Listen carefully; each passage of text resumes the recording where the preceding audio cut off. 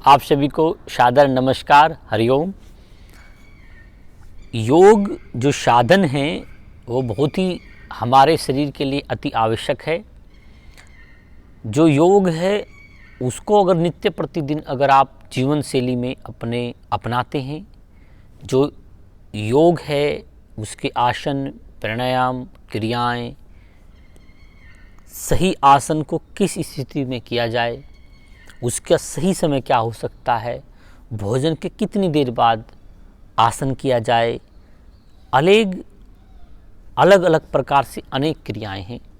मैं कहूँ कि आप फलाना आसन कर लीजिए या फलाना प्राणायाम कर लीजिए, इससे आपका रोग ठीक हो जाएगा, तो यह कहना बिल्कुल निसंदेह गलत होगा, क्योंकि उस आसन का कितना पार्ट कितने समय तक किस रोग में किया जाए यह बहुत ज़रूरी देखने में आता है। और उसके साथ क्या साधन बनेगा, क्या स्थिति बनेगी और कितनी देर किस स्थिति में आपको आसन के बैठना है। आज की जो मानवता की जो भाग दौड़ भरी जिंदगी है, जिसमें व्यक्ति अलग अलग प्रकार की बीमारी अपने शरीर में उत्पन्न कर लेता है, उन्हीं में एक बीमारी है हर्निया।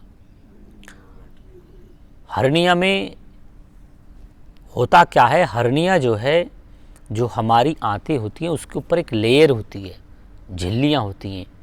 जब हम व्यायाम करते हैं, बिना लंगोट धारण व्यायाम करते हैं, जैसे खिलाड़ी भी होते हैं और पहलवान होते हैं, एथलीट्स होते हैं। अब ये किस कारण से हर्निया बनता है शरीर में? हर्निया जो है ज़्यादा मोटे आदमी को भी हो सकता है, पतले आदमी को भी हो सकता है, खड़े होकर भोजन करने से भी हो सकता है, गलत आदत उसकी है उसके कारण भी हो सकता है, लंगोट ना धारण करने के कारण भी हो सकता है, बॉडी का हल्कापन के कारण भी हो सकता है। हल्कापन मतलब बॉडी उसने गर्म ना की हो। अब इसके निदान के कारण क्या हो सकते हैं, किस प्रकार से हर्निया को बहुत जल्द ठीक किया जा सकता है। योग के कुछ आसन हैं जिन्हें मैं आपके सम्मुख करके दिखाऊंगा।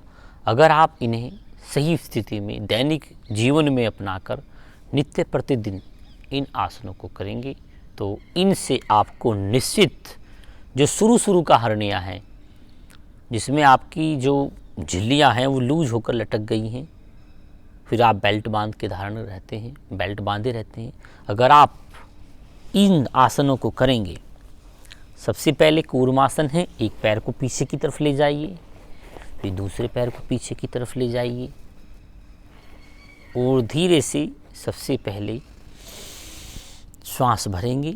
श्वास भरकर ऐसे एल्बो कोहनियों को सीधा करते हुए आगे की तरफ श्वास भरकर नाभि के आसपास झुका देंगे।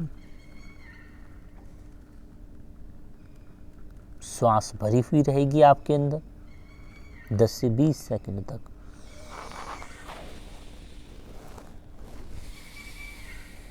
कूर्मासन,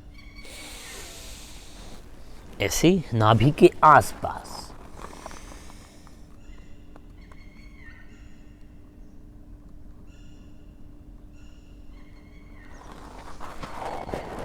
यह कूर्मासन है।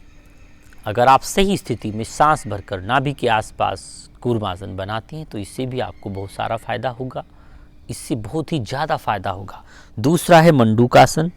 भोजन करने के कम से कम 5 घंटे बाद मंडूकासन किया जाना चाहिए। श्वास बाहर निकालते हुए धीरे धीरे आगे की तरफ झुक जाएंगे।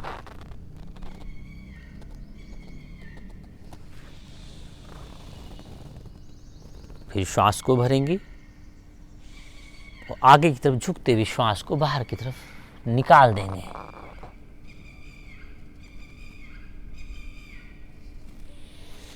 यह दूसरा आसन हुआ। तीसरा आसन है हलासन।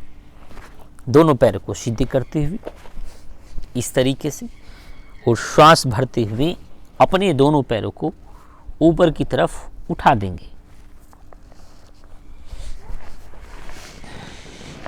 सर्वांगासन।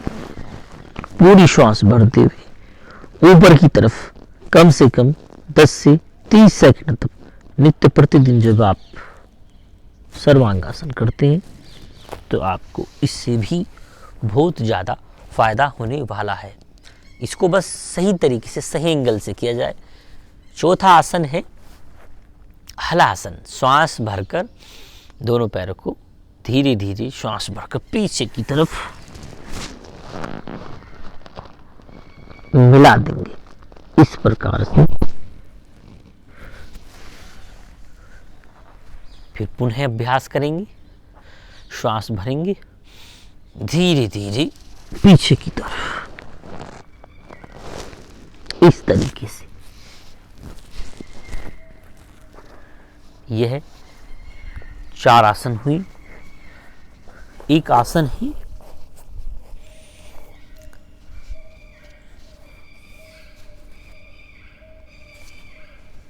उष्ट्रासन। ऐसे पैरों की ग्रिप बनाते हुए पीछे की तरफ रिलैक्स करते हुए श्वास भरकर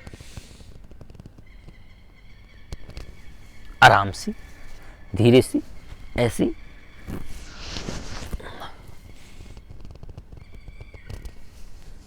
इस प्रकार से। यह 5 आसनों का क्रम मैंने आपको बताया।